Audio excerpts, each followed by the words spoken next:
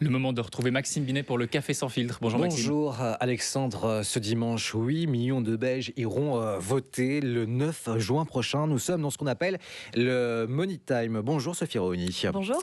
Vous êtes députée fédérale sortante et candidate à la Chambre sur Bruxelles pour Défi. Beaucoup de choses se sont passées ce week-end dernier. Votre réaction par rapport à la polémique concernant Pierre-Yves Jehollet durant un débat a-t-il tenu selon vous des propos racistes ? Alors, dans un débat démocratique, il est tout à fait normal de ne pas être d'accord avec certains de ses adversaires politiques.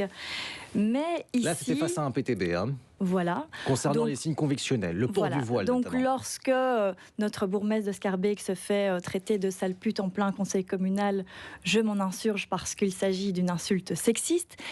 Et lorsqu'un député PTB, donc qui n'est absolument pas de mon parti, pour lequel je ne partage absolument pas toute une série de choses, là aussi je m'insurge. Parce que lorsque vous réduisez une personne à ses origines étrangères, là oui, il s'agit de racisme. Et d'ailleurs, UNIA vient de le confirmer pas plus tard qu'hier soir. D'accord, donc c'est des propos racistes tenus par le ministre sortant, le ministre-président sortant de la Fédération Wallonie-Bruxelles.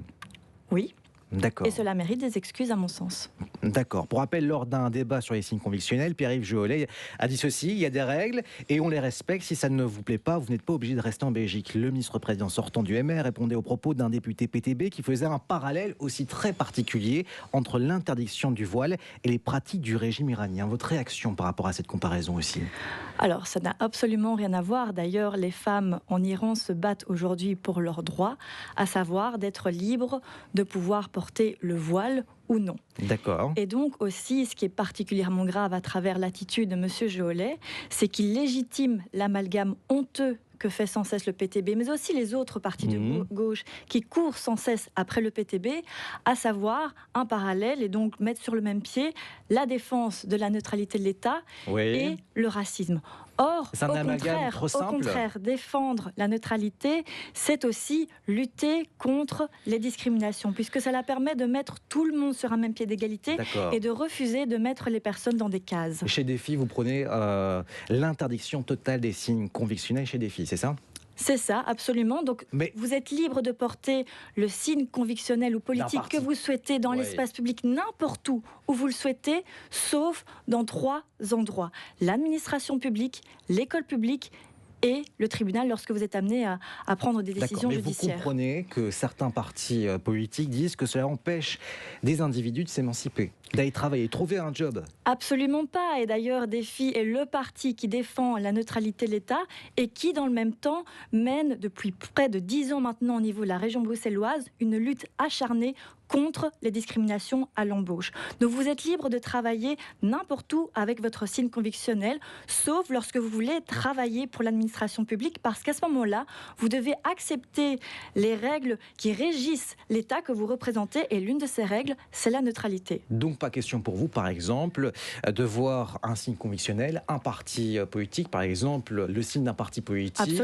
auprès de quelqu'un qui travaille dans une administration et qui a une fonction d'autorité. Absolument, que ce soit un badge Défi, que ce soit un badge de la FGTB, ou le port du voile, par exemple. Ou le port du voile, ou le port d'une kippa, ou le port d'une grande croix. Lorsque vous êtes, par exemple, un couple homosexuel, et que vous allez à l'administration communale pour faire avaliser... Non, absolument pas. Et que vous allez faire avaliser votre mariage. Et que vous vous retrouvez devant une personne qui porte une grande croix, alors que l'on sait que les 3 grandes religions monothéistes refusent le mariage homosexuel. Je pense que le couple homosexuel ne va pas se sentir à l'aise. Eh bien, ce malaise, il n'a pas à se ressentir dans le chef des administrés. Autre sujet, ce sont les mains tendues, plus ou moins affirmées ou non, concernant une réforme de l'État. Défi est-il prêt à négocier une nouvelle réforme de l'État? Et si oui, dans quelle direction, Sophie Raoni? Écoutez, je pense que le défaut de Défi, c'est d'avoir finalement raison trop tôt en matière communautaire. Parce que lorsque l'on a été vers cette 6e réforme de l'État, que l'on a régionalisé les soins de santé ou encore les allocations familiales, on a dit à tous les autres partis francophones qui ont accepté cette réforme de l'État que c'était une folie. La crise sanitaire nous a malheureusement donné raison. Et on s'est dit, les autres partis ont enfin compris que c'était une folie, et donc ils nous ont dit, on va refédéraliser les soins de santé.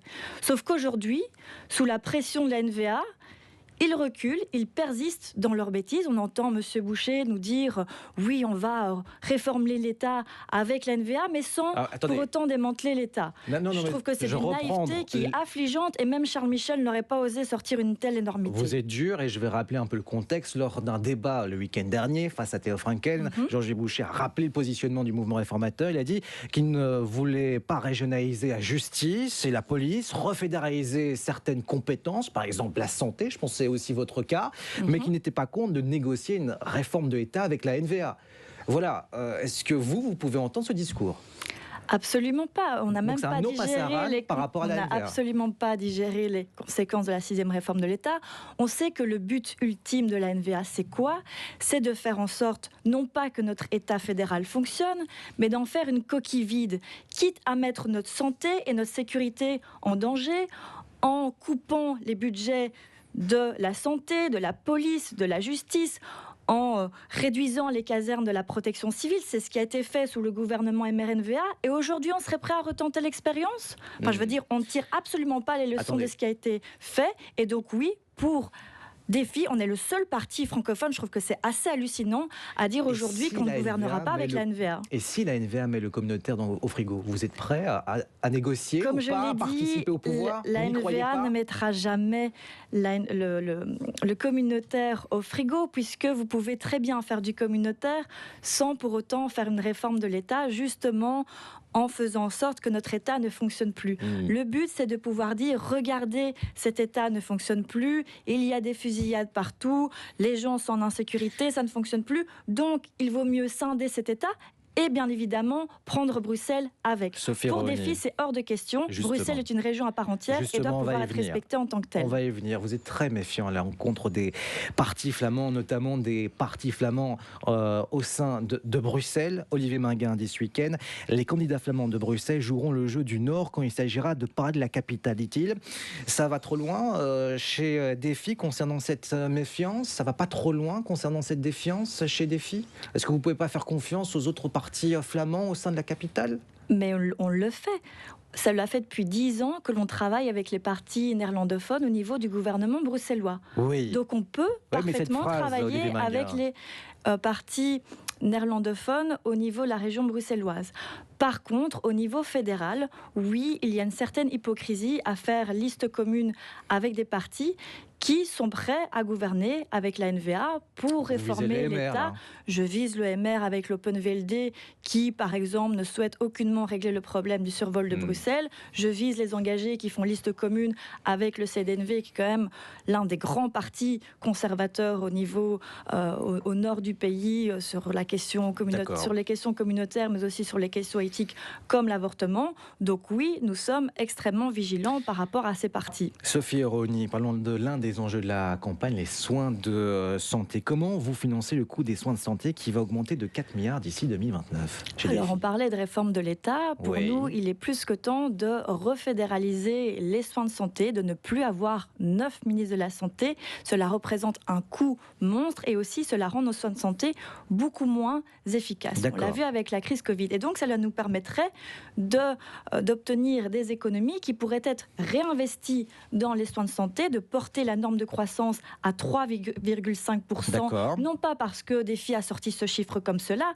mais parce que c'est exigé par le bureau du plan aujourd'hui pour pouvoir faire face à l'augmentation du vieillissement de la population et donc à l'augmentation des maladies chroniques pour lesquels nous devrons trouver des réponses. Voilà, une dernière question pour refermer cet entretien. Vous faites comment avec plus de 500 000 malades de longue durée en Belgique, puisque ça a pesé sur les finances publiques en termes de sécu. Vous faites comment pour, quelque part, essayer que ces malades de longue durée retournent sur le lieu de travail ? Oui, alors il faut absolument, effectivement, trouver une réponse à ces malades de longue durée. Pour cela, il faut accentuer la prévention, accentuer le travail qui a été fait au niveau du retour au travail, faire en sorte que l'on ait plus de médecins aussi, et donc plus de médecins conseils.